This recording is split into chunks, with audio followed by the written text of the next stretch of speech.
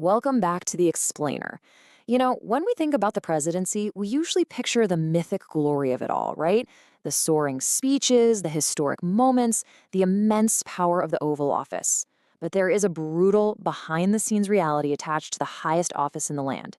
Today, we're stripping away that glamour to look at the crushing weight of leadership.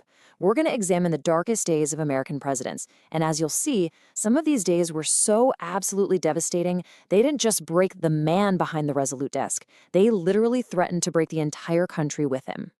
I mean, I want you to just imagine your absolute worst day at work. Just a total disaster. Now, multiply the consequences of that day by, oh, I don't know, millions. That's the actual reality for the commander-in-chief. Okay, let's dive into this, because understanding these moments of supreme failure, heartbreak, and chaos, it actually gives us a remarkably clear lens into the true cost of power. To really grasp these tragedies, we're not just going to do a simple timeline. Instead, we've organized this explainer into 4 distinct thematic buckets: unimaginable personal loss, epic military blunders, economic and domestic ruin, and finally, unprecedented national traumas. Starting us off with Section 1, Unimaginable Personal Loss, the human toll behind the resolute desk. It's so easy for us to view historical figures as, just monuments carved in stone, right? But underneath it all, they were vulnerable fathers and husbands. And perhaps no story of personal grief in the White House is as overwhelming as Franklin Pierce's. Listen to this. Pierce and his wife Jane had 3 boys, and tragically, they lost all of them. Their first son died just days after birth. Then their second son, Frank Robert, died at just 4 years old from typhus. But the agonizing culmination happened literally weeks before Pierce's presidential inauguration. The family was traveling by train when their car derailed and rolled down an embankment. Pierce and Jane survived, but their 11-year-old son, Benjamin, was crushed in the wreckage, nearly decapitated.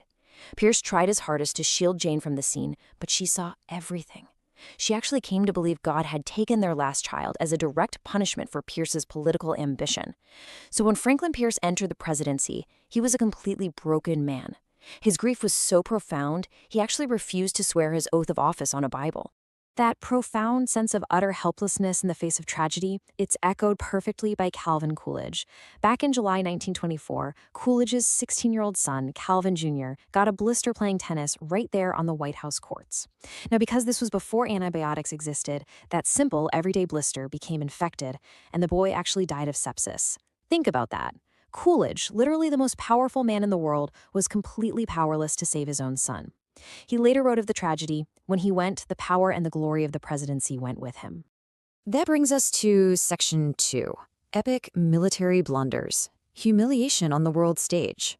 While personal loss breaks the man, public and military blunders often spiral into these devastating public humiliations that shatter both the ego and the nation's standing.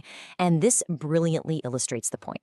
Take Dwight Eisenhower's darkest day in May 1960, when CIA pilot Francis Gary Powers was shot down over the Soviet Union.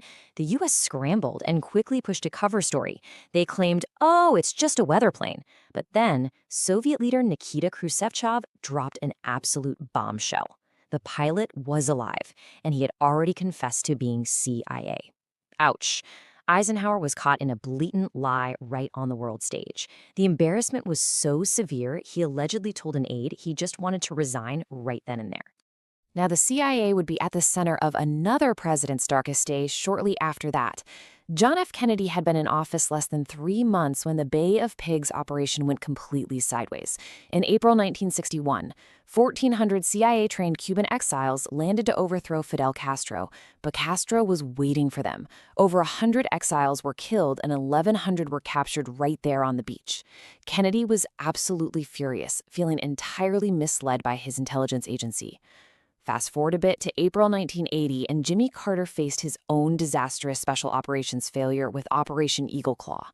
They were attempting a highly secret rescue of 52 American hostages in Iran, but the mission completely fell apart when helicopters malfunctioned and collided in the desert, killing 8 service members. It was a total failure, broadcast on a global stage. But hey, let's pause for a quick second to appreciate the sheer political absurdity that sometimes accompanies these public embarrassments. So in 1834, Andrew Jackson became the first and only sitting president to be formally censured by the Senate. It was essentially a massive reprimand for removing federal funds from the national bank. But get this. 3 years later, Jackson's loyal allies retook the Senate and literally expunged the censure from the record by drawing thick black lines around it in the official journal. I mean, just a remarkably crude fix for a dark day, right? Then you have James K. Polk, whose public embarrassment in 1848 came when the House of Representatives passed an amendment accusing him of starting the Mexican-American War unconstitutionally. And you know who one of the loudest critics aggressively calling him out was? A freshman congressman by the name of Abraham Lincoln. Small world. Section 3, Economic and Domestic Ruin, Unraveling from Within.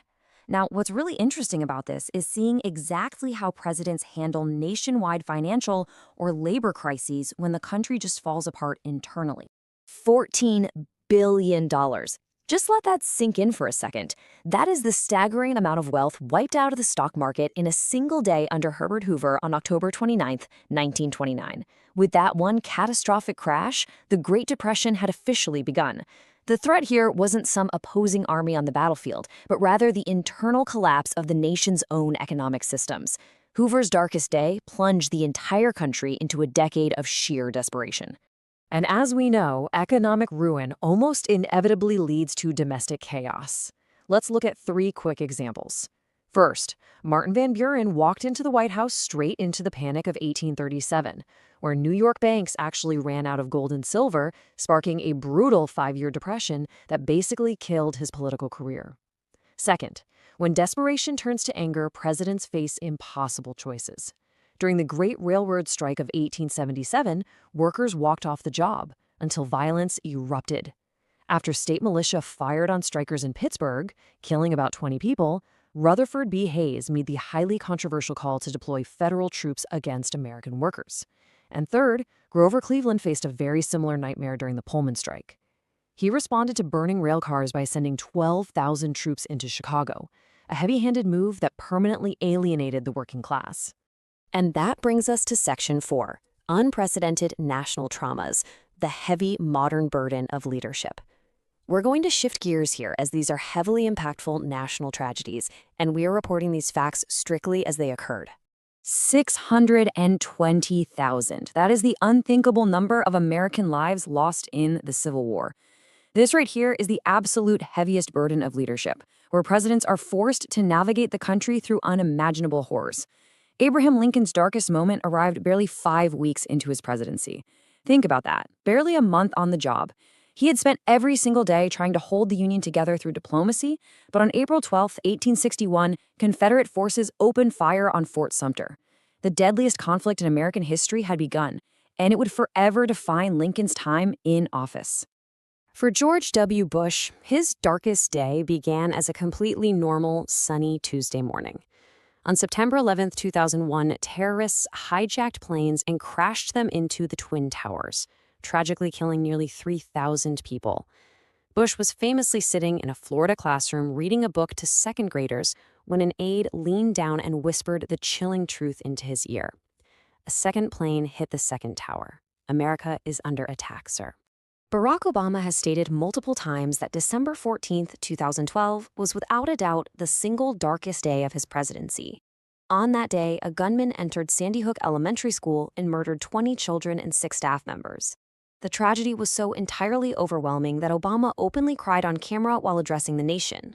He would later call his subsequent failure to pass gun reform legislation the most bitter disappointment of his time in the Oval Office.